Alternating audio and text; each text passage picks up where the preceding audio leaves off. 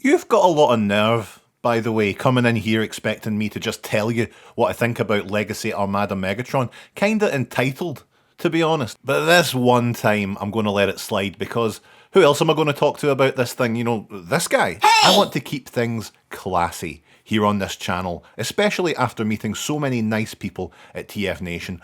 But indeed, you can't take a shit around this toy without a little bit of it hitting someone comparing it to the original from 2002. And the worst part is, besides the cleanup, is that it's a pretty one-sided contest between the two.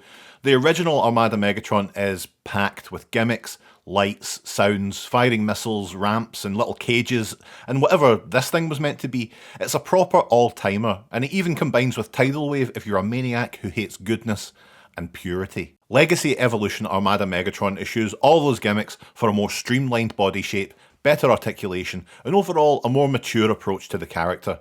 Now let's face it, the original's fantastic, but it is a bit blocky, a little too chunky. It's not fit for the very stern and serious tone we have right now. I mean, Transformers is no joke. I mean, if you're having fun right now, stop it! So let's just take Legacy Armada Megatron on their own merits. I'm not even going to mention that they don't have a Minicon, probably one of the biggest missteps in the entire Legacy line. Megatron without a Minicon, it's like me without Trunks in the secret TF Nation hot tub.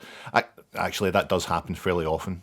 Never mind. Straight away you can see that Megatron here is a handsome boy, isn't he? It's a great design. For me, it's almost on par with their G1 original in terms of instant recognition with that clear silhouette and the colour choices.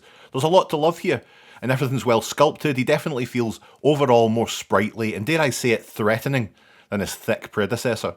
A much larger range of movement too, especially in the legs. I mean, look at this ankle tilt. The arms are a little bit less robust. I really don't like how they don't lock in place at the shoulders. It's not a deal breaker like you think it would be, because, you know, you can be so negative sometimes. The other thing that bugs me is, like the original, the big antenna here are removable. Like, why did they decide that was a good idea? Trying to find a vintage one with both of these at a decent price is nearly impossible. Why replicate that by letting you take them off so easily?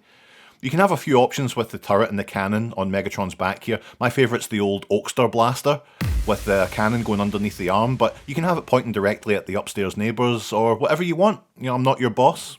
Yet. Popping off the front end of the cannon, you can spin his fist around and have it as a shockwave style weapon, but you won't because it looks awful. Weirdly, this isn't the Evo Fusion gimmick for this lad. No, it's the other major feature of Armada Megatron in this mode, is the big bastard belly blaster, which you can get by elongating his belly, Extend R style, and then folding down the backpack turret before swinging it 180 degrees and facing the cannon and the missiles forward. I don't hate it, but I don't necessarily love it either. You know, if I'm honest, I'm trying not to compare him too much to the original Armada Megatron. I just don't think it's a great fit. You know, the original, it's got like 14 different gimmicks. Should it also do this? Sure, why not? Throw it on the pile. But this sleeker look and feel is slightly ruined by the big tank gut.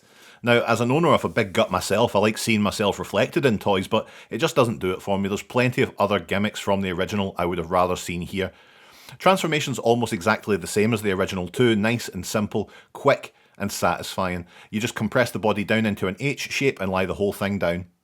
One thing I really don't like is that they've sculpted in the faceplate mechanism from the original, so I was expecting that to slide up, but it's purely cosmetic. You're folding out the whole chest in order to flip up the faceplate, and that really bugged me.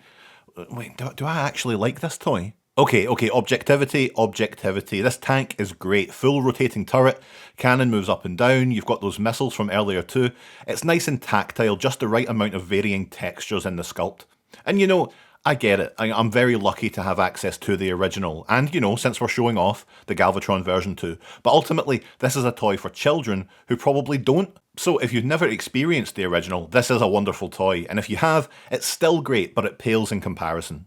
Wowee, it really is impossible to review this toy without mentioning the original all the time. Perhaps I misjudged you all. Proceed on your way to oblivion. Bye!